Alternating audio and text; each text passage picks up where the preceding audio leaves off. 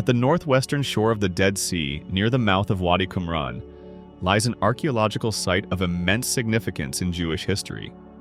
This is Qumran, a place that would revolutionize our understanding of ancient Judaism and provide an unprecedented window into the Second Temple period.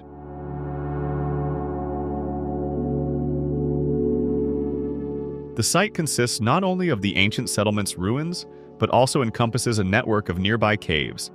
These caves would yield one of the greatest archaeological discoveries of the 20th century, the Dead Sea Scrolls. These ancient manuscripts, preserved by the arid desert climate for over 2 millennia, represent the oldest known biblical texts in existence. The remarkable story of the Qumran caves began in 1946 with a simple search for a lost goat. A young Bedouin shepherd, following his stray animal, stumbled upon what would become one of the most significant archaeological discoveries in human history. Inside a cave, he found clay jars containing hidden scrolls, the first of what we now know as the Dead Sea Scrolls. This serendipitous discovery led to an extensive exploration that would ultimately reveal 929 manuscripts across 11 caves. The caves themselves tell a fascinating story. Some feature shelves carefully carved into their walls, suggesting they served as permanent libraries for the community's scholars. These precious texts were likely hidden here during the Great Revolt against Rome, preserving them for future generations. Each cave held its own treasures. Cave 2 yielded 300 scroll fragments, including the Books of Jubilees and Ben Sira. In Cave 3, the enigmatic copper scroll. But perhaps most remarkable was Cave 4, which contained an astounding 90% of all known scrolls, some 15,000 fragments from 500 different texts. While Caves 5 through 10 contained fewer fragments, some written in Greek, Cave 11 revealed some of the most important finds, including the Temple Scroll and the Great Psalms Scroll. These caves, carved into the limestone cliffs overlooking the Dead Sea, serve not just as storage spaces but as time capsules, preserving Jewish wisdom and history through the ages.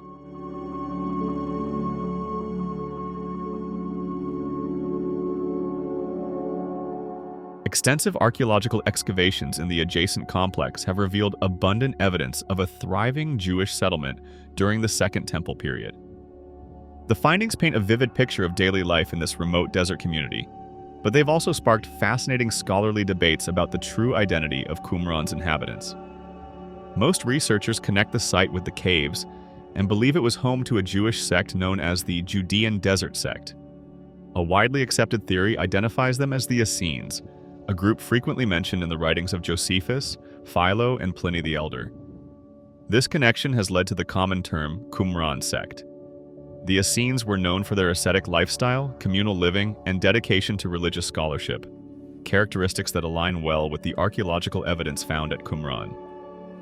However, the site's identity remains a subject of scholarly debate. A minority of researchers challenge the mainstream view, suggesting alternative theories.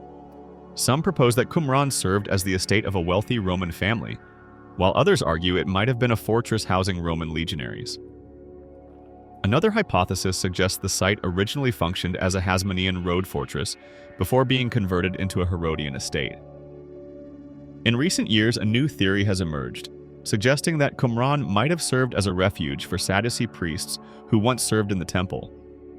These varying interpretations remind us that archaeology often raises as many questions as it answers, making Qumran not just a window into ancient Jewish life, but also a fascinating example of how scholars piece together historical puzzles.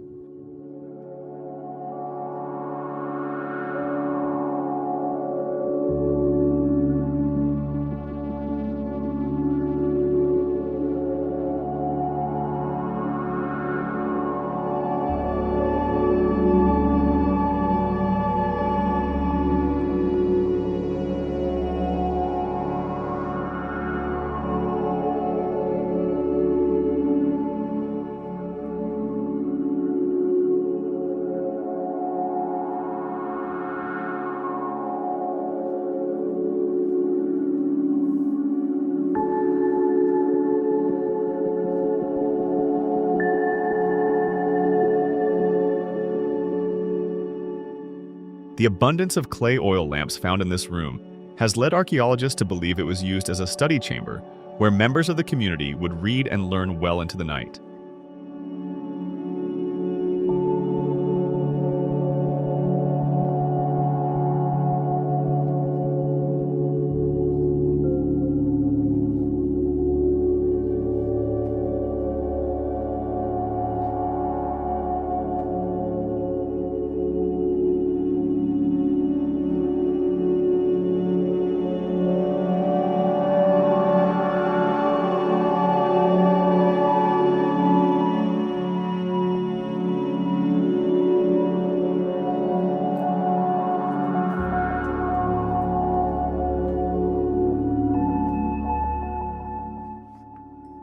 In this room, archaeologists uncovered remains of benches, tables, and inkwells, providing compelling evidence of extensive writing activity.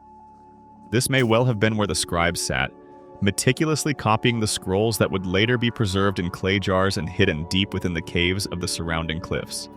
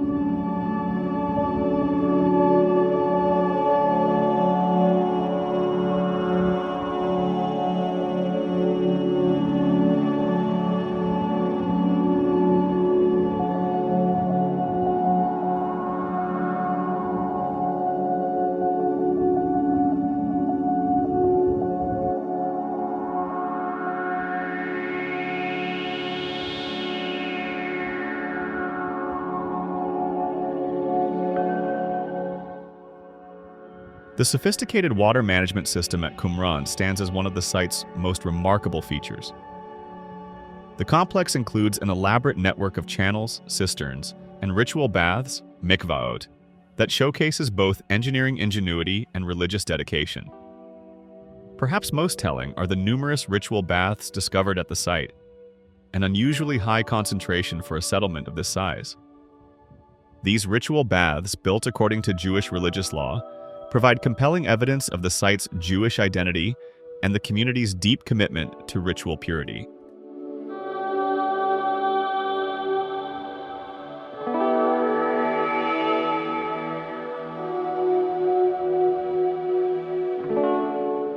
The presence of so many ritual baths, along with the complex water collection system that fed them, strongly suggests that ritual purification played a central role in the daily life of Qumran's inhabitants. This extensive focus on ritual purity aligns well with what we know about Second Temple period Jewish practices, particularly among groups that maintained stringent religious observance.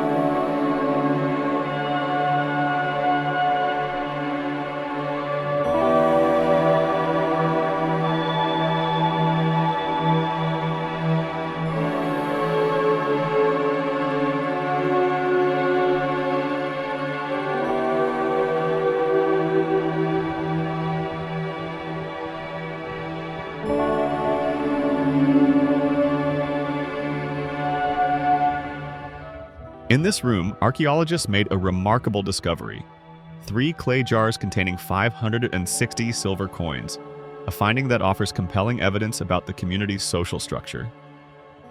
Scholars believe this room served as the office of the community's treasurer, supporting the theory that Qumran operated as a communal society where resources were shared collectively. This interpretation aligns with historical accounts of the Essenes, particularly those written by Josephus, who described them as practicing a unique form of economic communalism, where members would surrender their private property upon joining the community.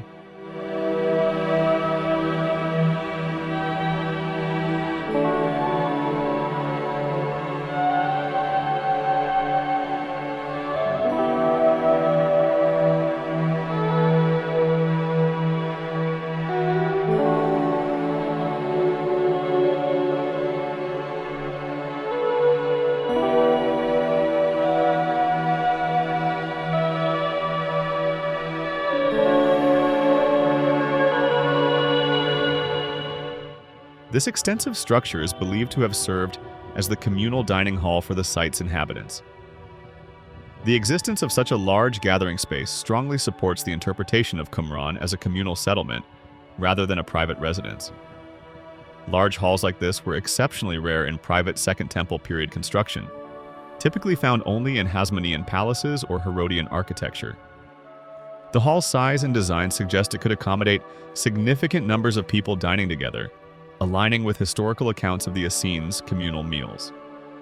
Archaeological evidence, including the discovery of numerous pottery vessels and remains of communal food preparation areas nearby, further supports this interpretation. This dining hall would have been more than just a place to eat. It likely served as a central gathering space for community meetings and religious ceremonies, reflecting the deeply communal nature of life at Qumran during the Second Temple period.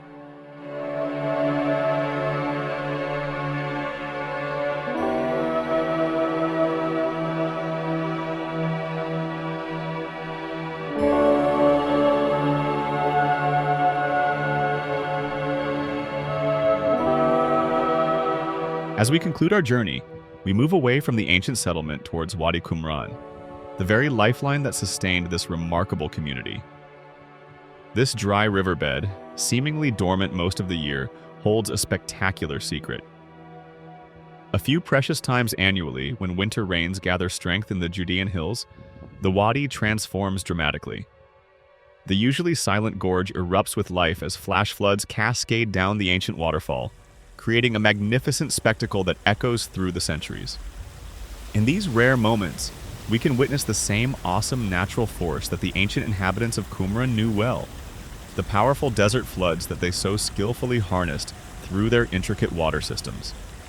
This dramatic display of nature's power reminds us that while the community that once called this place home has long since vanished, the eternal rhythm of the desert continues, just as it did 2,000 years ago. Thank you for experiencing the mysteries of Qumran with us today. If you're passionate about discovering the hidden treasures of ancient Israel, join our growing community by subscribing to our channel for more journeys through time.